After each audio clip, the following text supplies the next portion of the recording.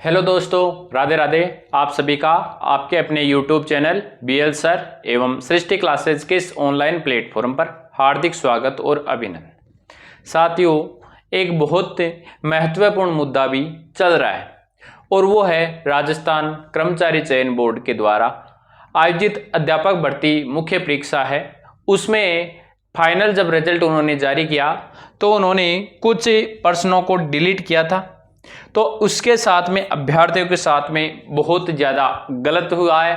क्योंकि प्रश्न पत्र एक बार तो बहुत लेंथी प्रश्न पत्र बनाए गए और उसके साथ में उन्होंने पूरे यदि 7 पेपर में अपन बात करें तो 42 क्वेश्चन वो क्या कर रहे हैं, डिलीट किए गए हैं।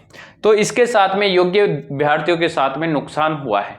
बिल्कुल मैं इस पक्ष में मानता हूं कि विद्यार्थियों के साथ में कर्मचारी चयन बोर्ड ने बहुत ज़्यादा धोखा किया है। हालांकि आलोक राज जी ने खुद ने स्वीकार किया है कि हमसे गलती हुई है और हमें दुख है, मैं इसको नहीं सुधार पाया, कोशिश करेंगे कि आगे इसमें सुधार हो। तो अब जो अभ्यर्थी है उसमें लेवल 1 का अभ्यर्थी हो चाहे लेवल 2 का अभ्यर्थी हो, वो क्या है कि वो इस अन्याय के खिलाफ कोर्ट में जाने का प्रयास कर रहा है और बहुत साथी जाने के लिए इच्छा भी है।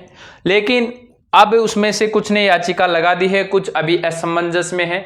और हालांकि मैं खुद कह रहा हूं आप लोगों को कि हाँ, ऐसा नहीं होना चाहिए। एक पेपर साफ सुथरा होना चाहिए जिसमें हो सकता है मैक्सिमम 1-2 क्वेश्चन है उस प्रकार के डिलीट हो सकते हैं, बाकी पेपर साफ सुथरा रहना चाहिए। योग्य अभ्यर्थी जब 2-3 साल 4 साल मेहनत करते हैं उनके साथ में कहीं चाहे 1% भी गलत हो, गलत ही रहता है। इसको मैं स्वीकार करता हूं और बहुत साथी इसके साथ में वीडियो भी बना रहे हैं। लेकिन मैं इस पक्ष में भी हूं कि गलत हुआ है। लेकिन मैंने एक वीडियो डाला था, मैंने कहा था कि भर्ती प्रक्रिया में क्या होता है वहां समझाया और लोगों ने उसका गलत मतलब निकाला और लोग ऐसे कह रहे कि आप जैसे होंगे तो ऐसा ही चलता रहेगा। मैंने ऐसे कहा कि मैं इस भर्ती प्रक्रिया में कोर्ट में क्या होता है उस बात को समझाने की कोशिश की थी ताकि जिनका सिलेक्शन हुआ है उनको थोड़ा प्रॉब्लम ना हो। ये बातें मैंने समझाने की कोशिश की, लेकिन आप लोगों को शायद गलत लगा कि आप इसके पक्ष में नहीं हो। बाकी सभी टीचर्स इसके पक्ष में वीडियोज बना रहे हैं कि हाँ, विद्यार्थियों के साथ में गलत हुआ है, आपको कोर्ट में जाना वगैरह चाहिए। तो इस सेशन पे आज अपन थोड़ी विस्तृत चर्चा करने वाले हैं, तो सेशन को अंत तक जरूर सुनना। आपके जो भी डाउट है उन डाउट को मैं यहाँ क्लियर करने वाला हूँ। बाकी यदि आपको अच्छा लगे मामला तो चैनल को सब्सक्राइब करके जाए, वीडियो को लाइक और शेयर करके जाए। अभ्यर्थियों के साथ गलत हुआ है, 100% गलत हुआ है, ये मैं मानता हूं 100% गलत हुआ है। इस भर्ती के अंतर्गत इतने क्वेश्चन डिलीट नहीं होने चाहिए। पहली बात तो पेपर लेंथी होता है। दूसरी बात, मान लो उस अभ्यर्थी ने 11 प्रश्न में उनमें उसने 22 मिनट खराब किए हैं, यदि 2-2 मिनट से, वो 22 मिनट महत्वपूर्ण थी। सबसे पहले मैं मानता हूं इस चीज को, बिल्कुल ये गलत हुआ है, इस प्रकार के नहीं होने चाहिए। 1% भी ऐसे मान लो वो नंबर भी दे दिए लेकिन आपके साथ में 1% भी नुकसान हुआ है तो उसकी भरपाई नहीं की जा सकती, ये बहुत गलत है।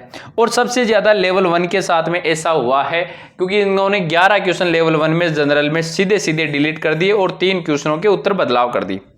अब यहां पर कुछ महत्वपूर्ण टॉपिक है जिसके ऊपर में यहां पर एक तो महत्वपूर्ण मुद्दा है याचिका का लाभ किसको मिलता है और याचिका लगा दी तो अब हमें क्या करना चाहिए, तो मैं उसके ऊपर मुद्दा की बात कर रहा हूं। बाकी मैं कह रहा हूं कि लेवल 1 वाले विद्यार्थी है उनको करना चाहिए। मैं मानता हूं लेवल 1 के साथ में 100% गलत होना चाहिए और लेवल 1 नहीं लेवल 2 के विद्यार्थियों के साथ में भी गलत हुआ है। जहां पर 100, 150, 200, 250 पोस्ट होती है वहां 10-11 क्वेश्चन डिलीट हो जाते हैं, 6-7 क्वेश्चन डिलीट हो जाते हैं। तो इतना ही फर्क होता है, जिसका सिलेक्शन होना होता है नहीं होना होता है, पॉइंटों की लड़ाई होती है यहाँ पर। लेकिन अब यहां पर आपको देखो, एक तो कर्मचारी चयन बोर्ड के खिलाफ आपको करना चाहिए, ना कि आपको रिजल्ट और सिलेक्टेड विद्यार्थियों के खिलाफ। सबसे पहला बात तो आपको कर्मचारी चयन बोर्ड के अध्यक्ष है उनसे इसके ऊपर विचार विमर्श करना चाहिए। कर्मचारी चयन बोर्ड, हालांकि अब जो हो गया उसके ऊपर देखो कुछ नहीं हो सकता, लेकिन कर्मचारी चयन बोर्ड के अध्यक्ष से आपको इसके बारे में विशेष बात करनी चाहिए।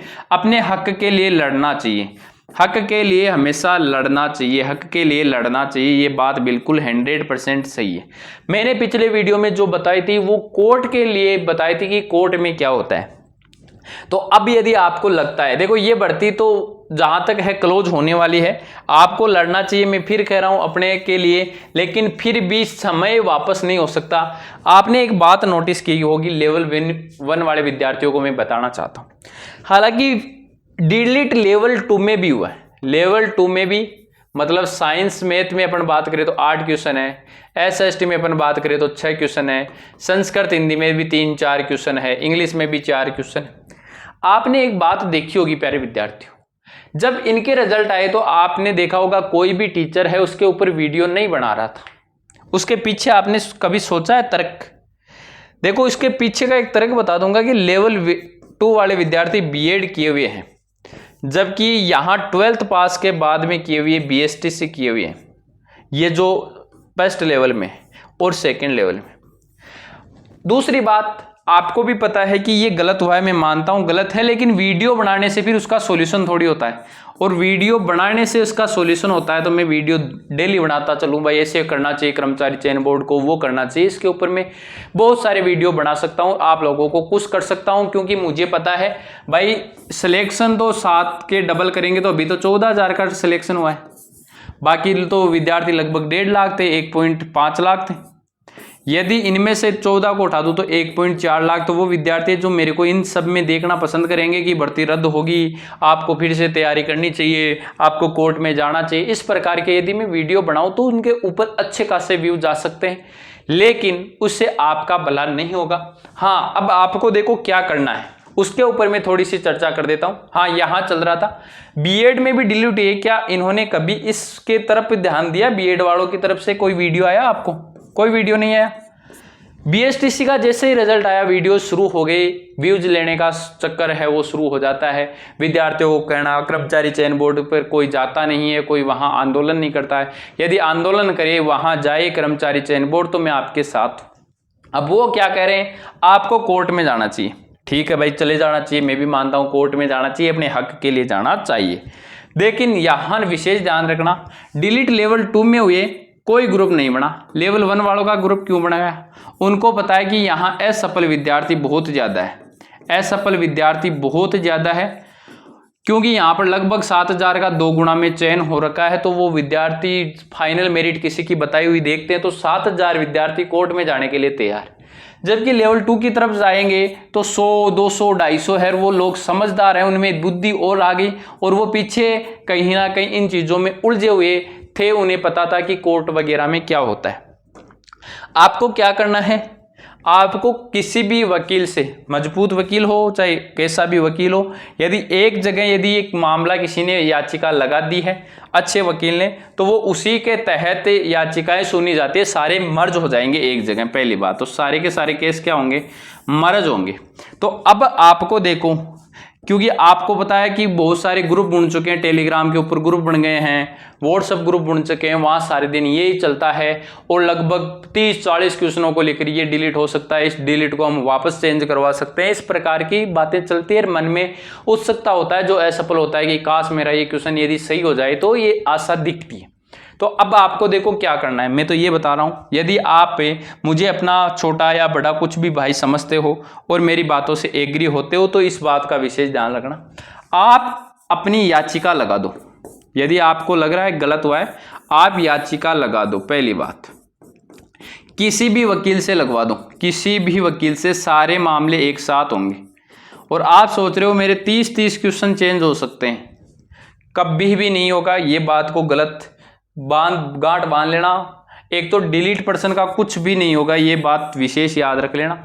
1 या 2 सिलेक्टेड पर्सन को चूज करना, कम से कम 1 या 2 या मैक्सिमम 3 पर्सन को सिलेक्ट कर लेना, जिनके ऊपर विशेष मजबूत पैरवी की जा सके, उनके ऊपर आपको याचिका लगा देनी है। उनके ऊपर क्या लगा देनी है, याचिका लगा देनी है।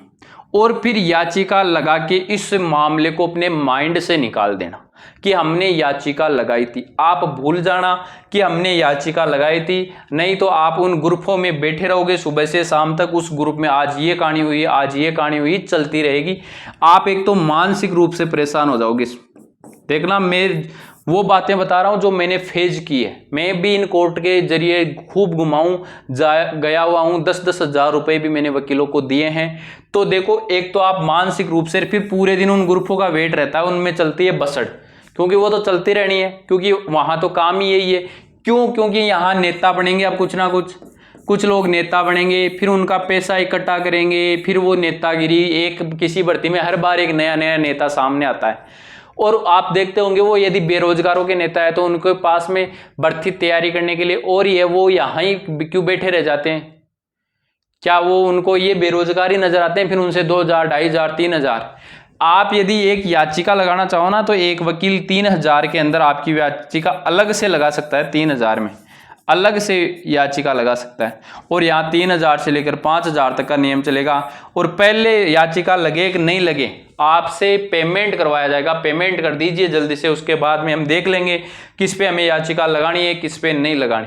तो मैं क्या बोल रहा हूँ उसका विशेष ध्यान रखना। यदि आपके साथ में गलत वार लग रहा है, आपको याचिका लगा देनी है, ठीक है? याचिका लगा दो और उसके बाद में उस चीज को भूल जाओ।